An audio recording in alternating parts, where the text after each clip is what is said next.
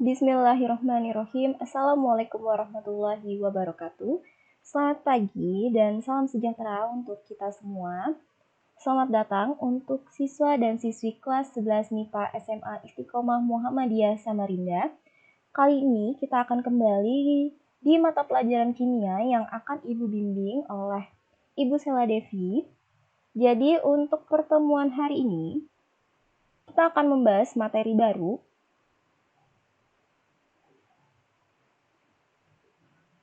yaitu materinya adalah laju reaksi.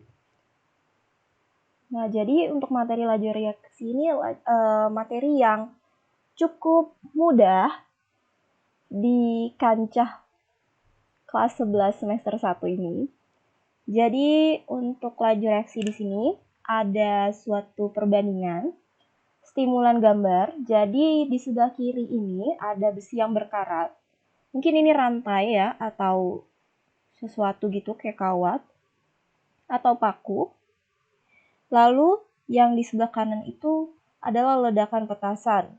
Kira-kira manakah yang lebih cepat berlangsungnya? Maksudnya adalah berlangsung perkaratan, antara berlangsung perkaratan dengan berlangsungnya ledakan itu lebih cepat mana? Oke, pastinya lebih cepat ledakan ya, karena kan kalau ledakan bisa kayak per detik gitu atau per menit. Sedangkan kalau perkaratan itu membutuhkan waktu yang cukup lama karena harus bereaksi dulu dengan udara di sekitarnya, di mana udara tersebut harus mengandung oksigen dan juga uap air. Oke, jadi karena di situ tadi kita membahas tentang seberapa cepat, berarti di sini ada yang dinamakan dengan laju atau kecepatan. Di dalam fisika biasanya kalian mengetahui kecepatan reaksi, ya kan? Atau kecepatan mobil, kecepatan motor. Atau ketika kalian juga bisa naik motor atau naik mobil, atau kalian pada saat sedang melihat ayah kalian naik mobil, naik motor gitu kan, pasti kita tahu nih, oh kecepatan ayah saya ini berapa nih kira-kira gitu kan. Misalnya diantar dari rumah ke sekolah. Misalnya 5 menit atau 10 menit atau kecepatannya seperti apa. Itu waktunya ya. Misalnya kecepatannya kayak meter per sekon gitu. Atau 40 km per jam, kayak gitu biasanya kalau di motor ya, atau di mobil. Nah, jadi untuk di dalam kimia itu ada yang namanya laju reaksi. Artinya kita itu mengetahui kecepatan reaksi yang berlangsung. Laju sendiri itu adalah seberapa cepat atau seberapa lambat suatu proses itu terjadi. Nah, sedangkan laju reaksi itu adalah laju berkurangnya jumlah reaksi atau laju bertambahnya jumlah produk tiap satu satuan waktu. Nah, kalau misalnya kalian masih bingung, yang mana sih Bu yang disebut reaksi, yang mana yang disebut produk? Jadi reaksi itu adalah ini. Ma plus Nd ini adalah reaksi di sebelah kiri panah. Sedangkan produk itu ada di sebelah kanan, panah. Jadi kalau reaksi artinya yang bereaksi, bahan-bahan untuk bereaksi, untuk melakukan reaksi, untuk melakukan peristiwa reaksi. Sedangkan produk itu adalah hasil reaksi, hasil yang akan didapatkan dari reaksi tersebut. Gitu. Nah, berarti kalau misalnya berdasarkan pengertian laju reaksi itu laju berkurangnya jumlah reaksi, berarti reaksi ini di sebelah kiri ini harus berkurang karena dia harus bereaksi. Nggak mungkin kan kalau bereaksi masanya tetap atau jumlahnya tetap gitu. Kayak misalnya kalian sedang makan gitu kan. Kalau kalian makan, ya kan kalian akan makan gitu. Proses reaksi makannya gitu. Produknya adalah apa yang masuk ke dalam tubuh kalian. Nah, produknya bisa dilihat dari tenaganya, ataupun nanti dari proses hasil sekresinya ya. Nah, jadi kalau bertambahnya produk itu nanti produknya akan bertambah. Sebenarnya ini gampang banget. Ibu jamin ini tuh adalah bab termudah di semester 1 ini ya. Gitu. Nah, untuk grafik laju reaksi seperti tadi.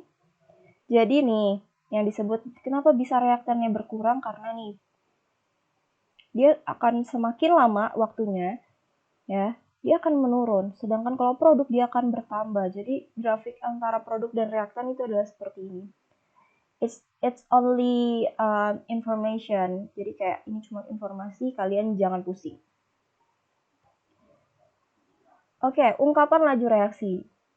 Jadi pada reaksi kimia A plus D menjadi C plus D, itu gimana rumus laju reaksinya? Jadi V sama dengan, karena tadi reaksi itu harus berkurang, ya kan? Berarti dikasih min di sini. Min delta A per delta T.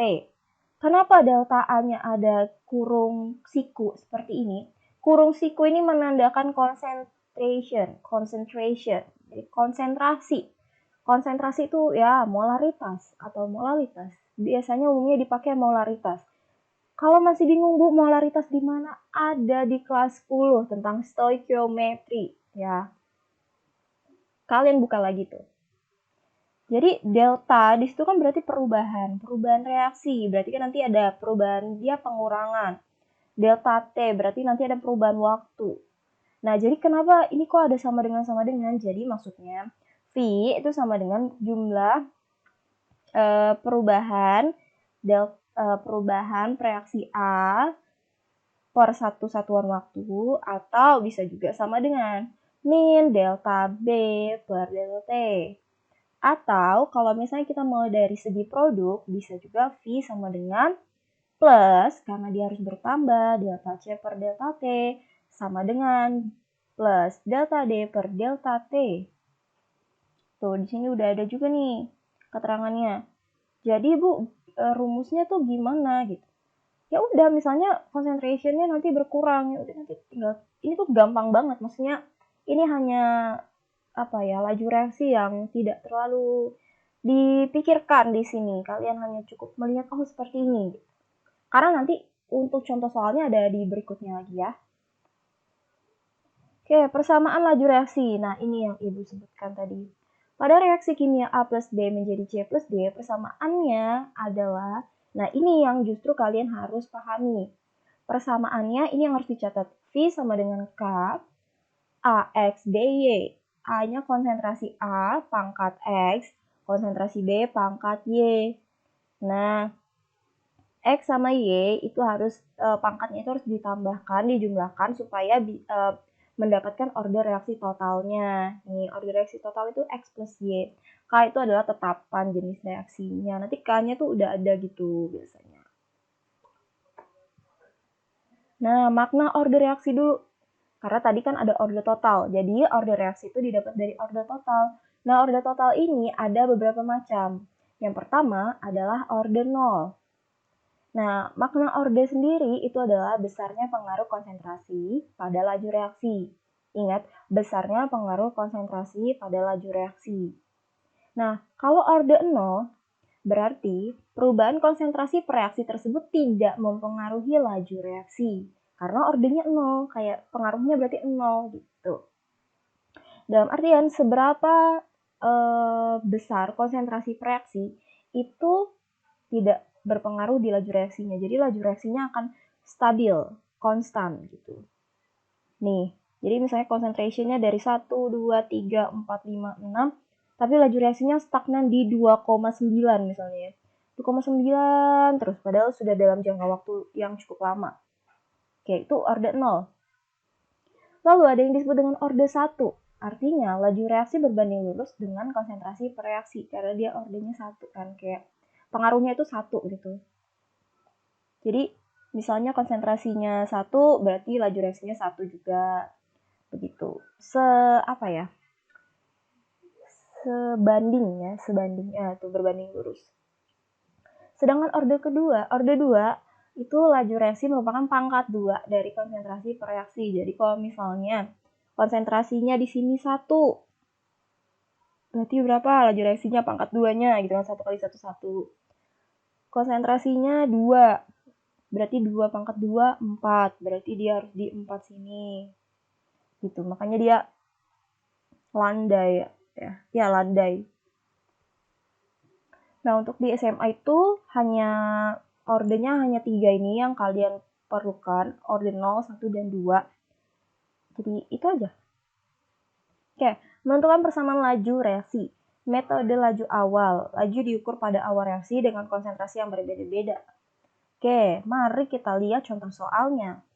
Data percobaan untuk reaksi, misalnya ada 2NO ditambah Br2 menjadi 2NOBr. Nah, di sini jadi dia itu melakukan suatu percobaan sebanyak 4 kali, karena di sini ada 4 bar gini ya. Jadi 4 kali, di mana di sini ada perbedaan konsentrasi. Jadi kayak ada variasi concentrationnya di sini. Jadi untuk NO misalnya konsentrasinya 0,1, sedangkan Br 0,1 juga. Maka lajunya berapa? 4. Nah, kalau NO-nya tetap 0,1, Br2-nya 0,2. Nah, lajunya berubah menjadi 8. Nah, begitu juga dengan yang lain ya. Terjadi variasi-variasi yang lain. Nah, terus gimana caranya kita mencari biasanya V-nya ya. V, apa tadi V itu? V adalah persamaan laju reaksi yang di sini ya. Nih, V sama dengan KAX BY. Itu harus diingetin. Anggap aja si NO itu A, BR itu B gitu. Jadi ini A, ini B. Berarti kita itu sekarang mau mencari X dan Y-nya. Pangkat untuk A dan pangkat untuk B-nya. Gimana caranya? Jadi di sini dia bilang data 1 dan 3 untuk mencari X di sini. Data 1 dan 2 untuk mencari Y. Singkatnya, X itu kan punyanya A. A itu adalah NO tadi. Nah, berarti kalau kita mau cari X di sini, berarti yang B itu harus sama nih. Konsentrasinya harus sama supaya bisa dicoret gitu. Nah, yang ini berbeda nggak masalah gitu. Yang ini nggak masalah juga V-nya. Yang pasti nih, kalau misalnya kita mau cari sebelah kiri, sisi A pangkat X-nya, berarti yang B harus sama. Kalau kita mau cari B, berarti sisi A-nya itu harus sama gitu. Nah, makanya di sini tadi 1 dan 3. Tuh, betul kan? Nih, BR2 coret-coret karena sama-sama 0,1. Di sini 0,1, di sini 0,2. 4 per 16, 0,1 per 0,2, 1 per 2. 4 per 16 bisa disederhanakan menjadi 1 per 4. Sama-sama dibagi 4 ya. Jadi 1 per 4 sama dengan 1 per 2 pangkat X. Nah, berarti 1 per 2 pangkat berapa yang hasilnya 1 per 4. Nah, itu kan gampang kan? Berarti pangkat 2 tuh. Berarti X sama dengan 2. Nah, terus untuk data 1 dan 2 itu untuk mencari Y. Nah, itu yang tadi Ibu bilang, kalau misalnya Y yang dicari berarti X-nya harus sama nih, 1 dan 2. Ya kan, karena sama bisa dicoret nanti. Ini tuh sebenarnya ada di matematika loh, kayak bukan substitusi, siapa namanya, eliminasi ya. Ini tuh faktor eliminasi. Nah, di sini ya, ini misalnya 0,1, 0,1, coret-coret. Oke, Bu kenapa ini K-nya dicoret? Anggap aja K-nya sama, walaupun tidak ada tadi diketahui. Gitu, karena kan K pasti sama. Nah, V1 per V2, 4 per 8, sama dengan ini 0,1 per 0,2, 1 per 2 ya, sama dengan.